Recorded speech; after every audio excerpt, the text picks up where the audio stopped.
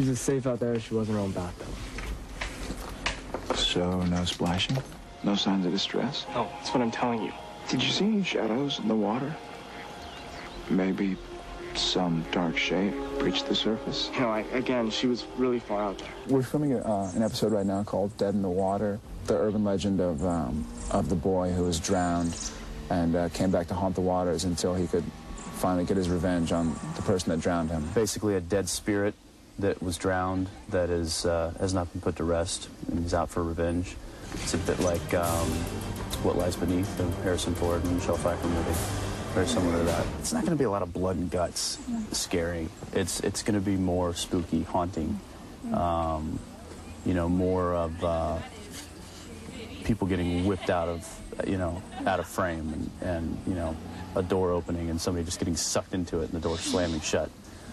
Those kind of things. It's not going to be somebody's, you know, stomach exploding on camera or anything like that. I've done some visual effects stuff before. Like I did some visual effects in House of Wax. It's so easy to sit in a scene and talk with the person and just be real and be normal and have beats. But then they're like, okay, now there's going to be a boat going up in the air and smashing on the ground, and the guy's going to fly out this way, and the water's going to splash, and it's going to get sucked in. So look at this piece of tape, and that's the boat. And action. And you're like, wait, no, it's kind of, you really have to use your imagination.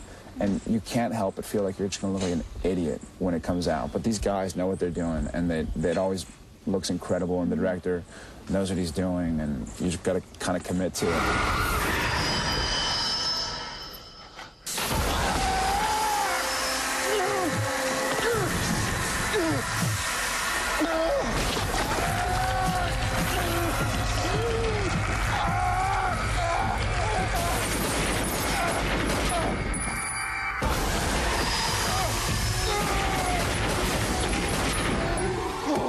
We just shot a scene just now where Jared and I run out to the dock and react to a boat getting blasted out of the water and a guy flying out of it, and it, you know, the boat getting sucked under, and none of that was happening.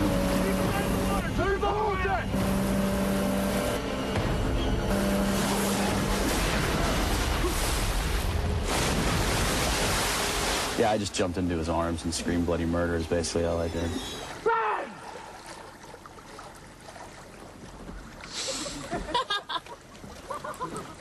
Right now we're at the Lake Bunsen, and it's the most beautiful lake I've ever been to in my life. So, yeah, we're sort of going around and traveling around and listening to great music and riding a great car and having a good time.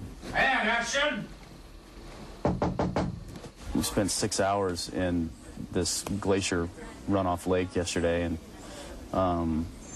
it's tiring. You know, like, all right, dry them off. Let's get them ready for the next scene. And we go in and get her, you know, makeup redone and change clothes and dry off, and then head back out to set and do some more scenes, and then, you know, go home, go right to bed, get back up, come right back out here.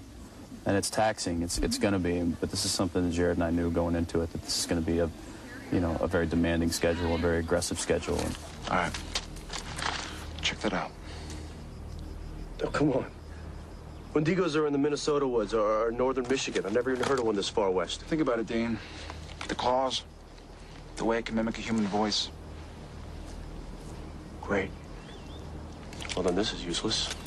In getting prepared for the show, I just, you know, went online and looked up a bunch of, you know, poltergeists and recorded poltergeist events and recorded ghost stories and, you know, the witch hunts and all of that kind of stuff. And there's some pretty interesting stories out there, and some, you know, hard to believe that there could be, you know, just somebody playing a prank. Like, it's pretty convincing. Supernatural beings are people who have died and come back to haunt a place or a person, and you have to find their bones and burn them or salt them or take them back to where they were killed. This is like an Egyptian safety medallion, and there's, you know, you can put like St. Christopher, you can do like, you know, all sorts of different religious, you know, protective symbols.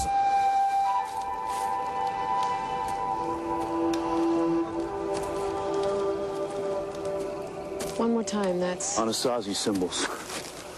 It's for protection.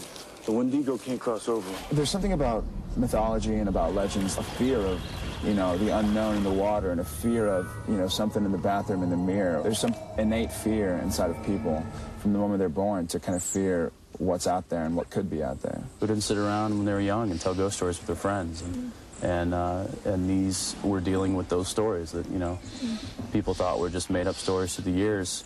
We're bringing them to life on the show.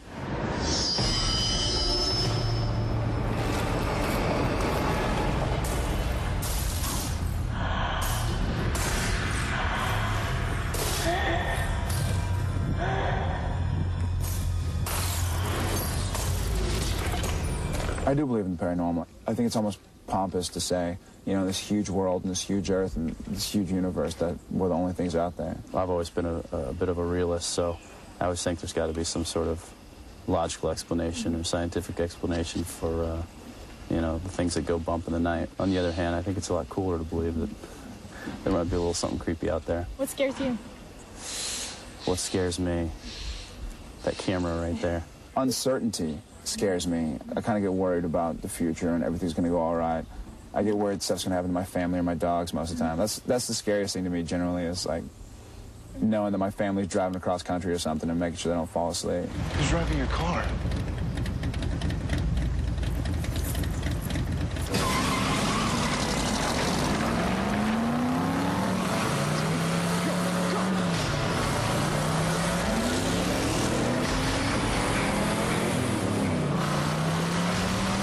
My favorite scary movie was The Shining. It's just terrifying, the shots, and, you know, here's Johnny and the little kids in the hallway and the blood coming down the staircase. The Shining.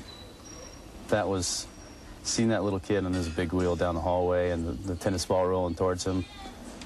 Hotels freak me out just because of that. That or Stephen King's It. I don't like clowns anymore.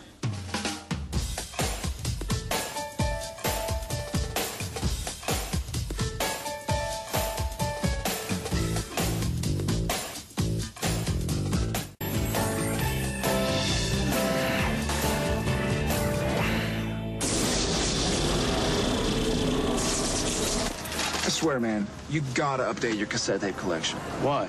Well, for one, they're cassette tapes. And two, Black Sabbath, Motorhead, Metallica. It's the greatest hits of mullet rock. Well, house rules, Sammy. Driver picks the music. Shotgun shuts his cake hole. You know, Sammy is a chubby 12-year-old. It's Sam, okay? Sorry, I can't hear you. The music's too loud. Absolutely. Love the soundtrack. And it works. It fits these two guys. I mean, we're cruising around in a '67 Impala and, you know, with a bunch of weapons in the trunk, and we're blaring AC/DC. It's just, it makes sense. We do that sometimes. We'll be doing a scene and we'll be like, and we'll just start making the noise, just kind of like get into the groove and feel like we're cool, which we're not.